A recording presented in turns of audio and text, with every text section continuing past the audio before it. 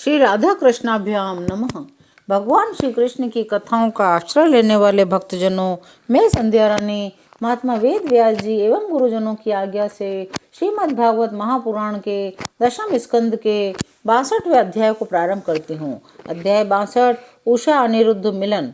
राजा परीक्षित ने पूछा, महायोग संपन्न मुनीश्वर, मैंने सुना है कि यदुवन शिरोमणि अनिरुद्ध जी को बाणासुर की पुत्री उषा से प्रेम हो गया था और उसने उससे विवाह किया था। इस प्रसंग में भगवान श्री कृष्ण और शंकर जी का बहुत बड़ा घमासान युद्ध हुआ था। आप कृपा करके ये वृतांत विस्तार से सुनाइए। श्री सुखदेव जी ने कहा, परीक्षित, महात्मा बलि की कथा तो तुम सुन ही चुके हो। उन्होंने वामन रूपधारी भगवान को सारी पृथ्वी का दान कर दिया था। उनके 100 पुत्र थे। उनमें सबसे बड़ा था बाणासुर। दैत्यराज बलि का औरस पुत्र बाणासुर भगवान शिव की भक्ति में सदा रत रहता था।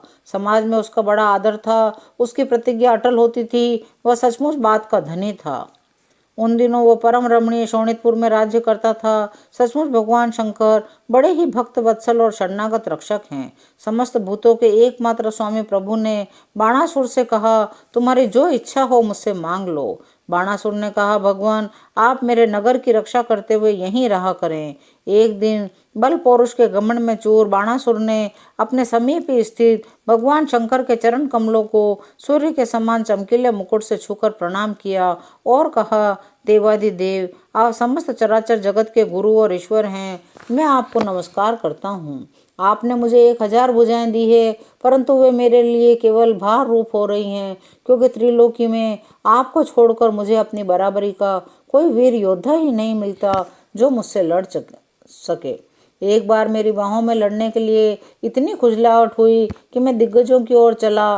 बाणासुर की प्रार्थना सुनकर भगवान शंकर ने तनिक क्रोध से कहा, अरे मूढ़, जिस समय तेरी ध्वजा टूटकर गिर जाएगी उस समय मेरे ही समान योद्धा से तेरा युद्ध होगा। वह युद्ध तेरा घमंड चूर चूर कर देगा। उस समय बाणासुर की बुद्धि इतनी बिगड़ गई थी, पर भगवान की शंकर की बात सुनकर उसे बड़ा हर्ष हुआ। वह अपने घर लौट आया। अब वह मूर्ख भगवान शंकर के आदेशानुसार उस युद्ध की प्रतीक्षा करने लगा जिसमें उसके बल वीर्य का नाश होने वाला था। बाणासुर की एक कन्या थी, उसका नाम था उषा। अभी वह कुमारी ही थी कि एक दिन स्वप्न में उसने देखा, परम सुंदर अनिरुद्ध जी के साथ मेरा समागम हो रहा है। आश्चर्य की बात तो यह थी, उसने अनिरुद्ध जी को न तो कभी देखा था न ही सुना था। स्वप्न में ही उन्हें न देखकर वो बोल पड़ उठी, प्राण प्यारे, तुम कहाँ हो? फिर अत्यंत विहलता के साथ उठ बैठी कि मैं सखियों के बीच में हूँ। ऐसा सोचकर बहुत ही लज्जित हुई। बाणासुर के मंत्री का नाम था कुंभंड। उसकी एक कन्या थी जिसका नाम था चित्रलेखा। उषा और चित्रलेखा एक दूसरे की सहेलियां थी। चित्रलेखा ने उषा से कौतूहल और पूछा, सुंदरी राजकुमारी, मैं देखती हूँ अभी तक किसी ने तुम्हारा पाणी ग्रहण भी नहीं किया है, फिर तुम किसे ढूंढ रही हो? उषा ने कहा, सखी, मैंने स्वप्न में बहुत ही सुंदर नवयुवक को देखा है। उसके शरीर का रंग सांवला है, नेत्र कमल दल के समान है, शरीर पर पीला पीतांबर फहरा रहा है। वह स्त्रियों का चित्त चुराने वाला है। मैं अपने उसी प्राण वल्लभ को ढूंढ रही हूँ। चित्रलेखा ने कहा, सखी, यदि तुम्हारा चित्त चोर त्रिलोकी में कहीं भी होगा, उसे तुम पहचान सकोगी तो मैं तुम्हारी विरह व्यथा अवश्य शांत कर दूंगी। मैं चित्र बनाती हूँ, तुम अपने चित्त चोर प्राण वल्लभ को पहचान कर बतला दो। फिर वह चाहे कहीं भी होगा, मैं उसे तुम्हारे पास ले आऊंगी। यूं कहकर चित्रलेखा ने बात की बात में बहुत से देवता, गंधर्व, सिद्ध, चारण, पन्नग, दैत्य, विद्याधर, यक्ष और मनुष्यों के चित्र बना दिए। मनुष्यों में उसने वृष्णिवंशी वसुदेव जी के पिता शूर, स्वयं वसुदेव जी, बलराम जी, भगवान श्री कृष्ण आदि के भी चित्र बनाए। प्रद्युम्न का चित्र देखते ही उषा लज्जित हो गई। जब उसने अनिरुद्ध का चित्र देखा तब तो लज्जा के मारे उसका सिर ही नीचे हो गया और मुस्कुराते हुए मंद मंद बोली, मेरा वो प्राण वल्लभ यही है, यही है। चित्रलेखा योगिनी थी। वह जान गई ये भगवान श्री कृष्ण के पौत्र हैं। अब वह आकाश मार्ग से रात्रि में ही भगवान श्री कृष्ण के द्वारा सुरक्षित द्वारकापुरी में पहुंची। वहाँ अनिरुद्ध जी बहुत ही सुंदर पलंग पर सो रहे थे। चित्रलेखा योग सिद्धि के प्रभाव से उन्हें उठाकर शोणितपुर ले आई। अपनी सखी उषा को उसके प्रेतम का दर्शन करा दिया। अपने परम सुंदर प्राण वल्लभ को पाकर आनंद की अधिकता से उसका मुख कमल प्रफुल्लित हो उठा। वह अनिरुद्ध जी के साथ अपने महल में विहार करने लगी। उसका अंतःपुर इतना सुरक्षित था कि उसकी ओर कोई पुरुष झांक तक नहीं सकता था। उषा का प्रेम दिन दूना रात चौगुना बढ़ता जा रहा था। वह बहुमूल्य वस्त्र, पुष्पों के हार, इत्र, फुलेल, धूप, दीन, आसन, भोज्य, भक्ष्य आदि पदार्थों से, मनोहर वाणी से, सेवा से अनिरुद्ध जी का बड़ा सत्कार करती। उषा ने अपने प्रेम से उनके मन को अपने वश में कर लिया।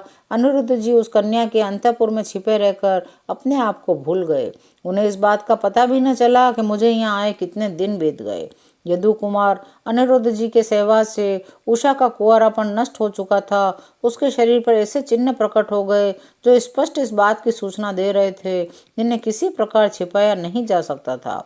उषा बहुत प्रसन्न रहने लगी। पहरेदारों ने समझ लिया इसका किसी न किसी पुरुष से संबंध अवश्य हो गया है। उन्होंने जाकर बाणासुर से निवेदन किया, राजन, हम लोग आपकी अविवाहिता राजकुमारी का जैसा रंग ढंग देख रहे हैं वह आपके कुल पर बट्टा लगाने वाला है। इसमें संदेह नहीं कि हम लोग बिना क्रम टूटे रात दिन महल का पहरा देते रहते हैं। आपकी कन्या को बाहर के मनुष्य देख भी नहीं सकते, फिर भी वह कलंकित कैसे हो गई, हमें कुछ समझ नहीं आ रहा। पहरेदारों से समाचार सुनकर कन्या का चरित्र दूषित हो गया है। बाणासुर के हृदय में बड़ी पीड़ा हुई। वह झटपट उषा के महलों में जा धमका। देखा वहां अनिरुद्ध जी बैठे हुए हैं। अनिरुद्ध जी स्वयं कामा अवतार प्रद्युम्न जी के पुत्र थे।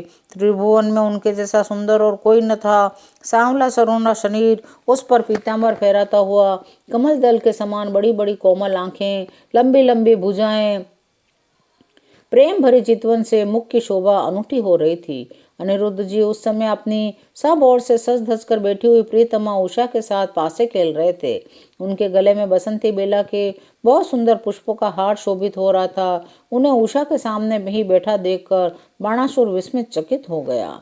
बाणासुर के साथ आए हुए सैनिक उनको पकड़ने के लिए ज्यों हैं उनकी ओर झपटते, त्यों त्यों वे उन्हें मार मार कर गिराते जाते, ठीक वैसे ही जैसे सोरों के दल का नायक कुत्तों को मार डाले। अनिरुद्ध जी की चोट से उन सैनिकों के सिर, भुजा, जंगा आदि अंग टूट फूट गए। वे महलों से निकल भागे। जब बलि बाणासुर ने देखा यह तो मेरी सारी सेना का संहार कर रहा है, तब वह क्रोध से तिलमिला उठा। उसने नागपाश से उन्हें बांध लिया। उषा ने जब सुना उसके प्रीतम को बांध लिया गया है, तब वह अत्यंत शोक और विषाद से विहल हो गई। उसके नेत्रों से आंसू की धारा बहने लगी। वह रोने लगी। 62वां अध्याय यहीं विराम लेता है। शेष अगले अंकों में। जय श्री कृष्ण।